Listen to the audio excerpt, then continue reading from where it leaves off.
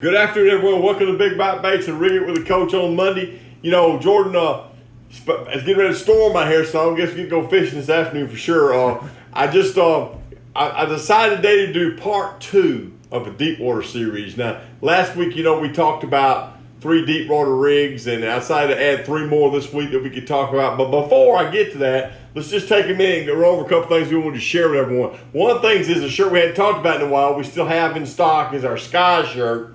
Now this is a real nice soft tee. You can wear this shirt like out at night, you know, to your sports bars, that type of thing, or to somewhere, you know, kind of casual. It's not really something I don't think I would fish in, but it's something to give you an opportunity if you want to wear something a little bit different. It has a real nice scene on it with a big bite fish rising in the background. So if you hadn't checked that out on the internet, check that out. That's our Sky shirt. We still have those in stock, so we'd love to see one of them. I'm going to hit that today. Also, while we're at it, I just want to remind everybody we have our American flag shirt. I have one of them on here with the 4th of July coming up. It's got, of course, the big bite fish on the front and the back. It's got the American flag with one of the stripes done with the lettering Big Bite Baits. So if you want something kind of patriotic to wear, that's an opportunity for you. It's also in that same soft tee. Wears real well. That's why I've got it on today. I like the way it wears. So definitely a couple of our clothing items I just want to hit on real quick. Questions from last week. I think you told me we had a couple things hanging over. Yep, let's go to a couple questions here. One is from Hunter Napier. All right, Hunter. He's wondering, should you fish shallow or deep in 80 to 85 degree water temps in July? I probably go a little deeper than shallow. Now, the exception of that is depending on the type of strain fish you have in your lake. I mean, like in Florida, those Florida fish, the warmer the better for them, or like down in the southern part of Texas. But now, like here where I fish at, fish usually move offshore pretty much as the temperatures begin to heat up. There's always some fish shallow, however, but the majority of fish here would move deeper offshore. Okay, here's a different question from Ryan Clark. When is the best time for topwater? Oh, wow, that's a good question. You know, I know guys that throw topwater like in March for bedding fish, and then they, of course, fish it throughout the year. I typically start my topwater fishing when the shad begin to spawn, and then throughout the summer. But I don't think there's no time you can't throw a topwater bait. I was amazed, you know, one of the pro tours that came here this year, those guys were catching them on frogs in March, and it was just kind of amazing to watch them. So I just think, you know, you don't really change your presentation or anything. You just got to have confidence you're going to stick with that and do it. And but for myself, and I know Jordan, you talk about this a lot, you know, but once the water warms up, it seems to be better for us. You know, we have some unbearable fixtures here that make it different, like shad spawn and mayfly hatch and that type of thing. But I think you can fish topwater pretty much anytime you want to, pretty much. Okay. All right, good. So let's get into today's show, deep fishing part 2. So I put together 3 more rigs. Last time we talked about a Texas rig. We talked about a swing head rig. If I'm not mistaken, we talked about a deep shaky head rig. So what I did today was come up with 3 more rigs that I thought we could use to catch deep fish. And one of them I wanted to really put into the last show, but we decided to only do 3. That way we could do this in 2 parts. So I'm going to start with it first. And it's the good old football jig with the craw trailer on it, what's most commonly used to be called the pig and jig or whatever. I've got this one rigged up with a kamikaze craw. It's hard to beat this jig out in the summer, especially when the fish get lethargic in the heat. They seem to like it and they bite it real well. I do real well on like blacks and blues and bluegill type colors and that type of thing, but definitely one to think about. I like to use the deeper I fish, the bigger the lead head, the head, like, you know, from a half to a 3/4 and so on. But definitely it's something to think about as the summer months rock along, a good way to attack those fish when they're out in those depths, for sure. All right, then I came up with 2 other rigs I thought was kind of different. So I'm going to go to an old standby first, one that's been around forever, and that's the Carolina rig. Now, I've got it rigged up here with a battle bug, and that's a creature bait works really well on a Carolina rig. I normally use like a 3/4 ounce piece of lead on this, and on your leader, you can vary the leader from different depths. You know, I normally, a trick I will say that I like to use is I like to use a lighter leader line than the line I pull it with. That way if I get hung up, maybe only I'll break the leader line, and thus I don't have to retie the whole rig. Of course, on this particular rig, we got what's called a Carolina keeper that you don't have to retie and put a swivel in. And some people like to fish it this way. Personally, I don't. I put a swivel in, but this is just what we had here at the shop that was easy to do. But you can do it either way. You can put your lead, your bead. This one's got a knocker on it, and then your Carolina keeper. I will give you a tip if you're using a Carolina keeper, put 2 on there. That way they won't slip, okay? But if you got a swivel there, obviously, you're going to have to retie. So I always run this leader a little bit liner line. So if I got 17 on my rod, I run this leader on 14. That way if I hang up, maybe I'll break the leader and I have to go through all that retying deal. That's the only negative to Carolina rig. But you can fish that with a creature style bait. You can fish it with a worm. I did want to share, I'm going to pull off and do something here today I hadn't done before. I did want to share a little secret. I had a good buddy. He's a hammer. And I definitely listened to a lot of things he's told me over the years. One of the things he told me I thought was kind of interesting that you might like to know about. He fishes on his Carolina rig. He likes to throw a paddle tail type worm, what we call a swim worm, okay?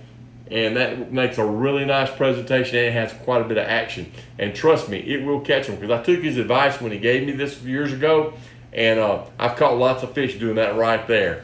That's a good way to catch them. So something to think about if you hadn't tried it.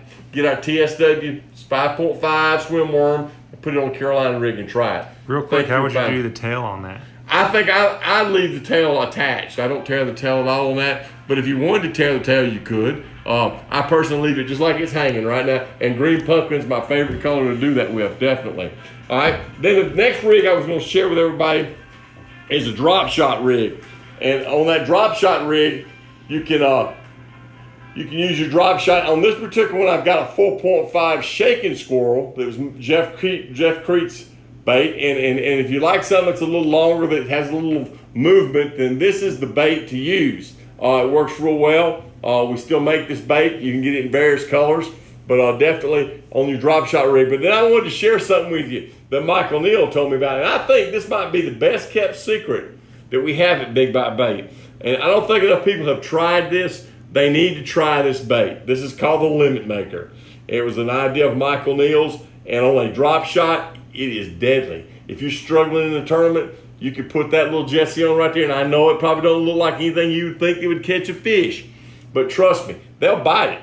And it saved me on several occasions, and I know that Michael uses it, and it saved him, but and he uses it a lot for his first line bait. So something to think about. If you hadn't tried the Limit Maker, get your bag, give them a try. You owe it to yourself to try that on a drop shot rig out in the summer. It'll catch fish, and then you smallmouth guys, it'll catch a smallmouth as well. I have personally caught smallmouth on it, so I know that it'll catch a smallmouth. But just something to think about, the Limit Maker. So that was some things I wanted to share today. I thought were kind of neat, different ways to rig for deep water. Definitely give them a try. Maybe they'll work for you. Questions, Jordan? I know you're over there jotting them down as I roll in, so give me a couple more here. Let's talk about them. Sure. Here's one to go with your series here. Okay, good. Bassmaster45 wants to know, what is your least favorite summer bait? Oh, that's a good question. I don't like to use in the summer a whole lot of like swim-ons and that type of thing. I don't use a lot of small finesse type baits. I like to use, I kind of a power fishing kind of guy, so me and most of the guys I kind of cohabitate with and talk fishing, we all throw lots of big bulky type baits. So I think something that I don't use probably enough is the smaller type baits, kind of like we talked about on the Limit Maker, definitely. Okay, so that's something to consider then. Yeah, definitely. All right, so Texas Hog Snatcher wants to know, what do you use as a go-to bait after heavy rainfall? And you know they've got a lot of rainfall in Texas. Yes, they have. It just depends on, I think how I would answer that question is depending on what your color your water is. And, and how much is that temperature of that water falling because of the rain. I think that's two variables that you have to look into. I'm going to say and tell you, if I have to fall back always, it's to a fighting frog. As you well know, we've discussed that many times before. But that's what I think I would look at variable-wise is your water color and how much is the temperature of that water really falling. Is it going to make those fish more active? Sometimes a year that's important. So as that water, if it's really hot and that water begins to cool off, those fish get more active. If that water is really hot and it's really cold and that warms it up, then that could affect them as well. So something to look at. I think that's the two variables I would look at. Okay, Wood Matthew just asked a good one on that drop shot. What style of weight do you prefer?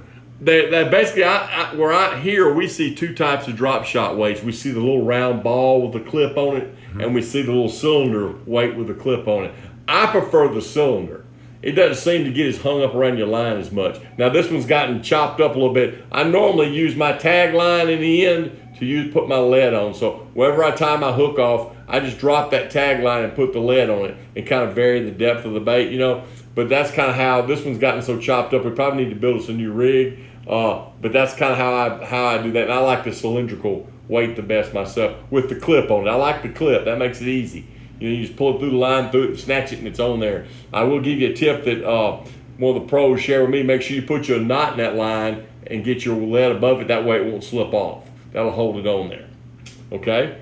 Anything else? That's got it? That's it. Well, okay, well, we've enjoyed it today. Everything's good here at Big Bite Baits. We're producing things by the thousands and millions, it seems like. I will be able to introduce here in a couple weeks the new colors of our bomb worms.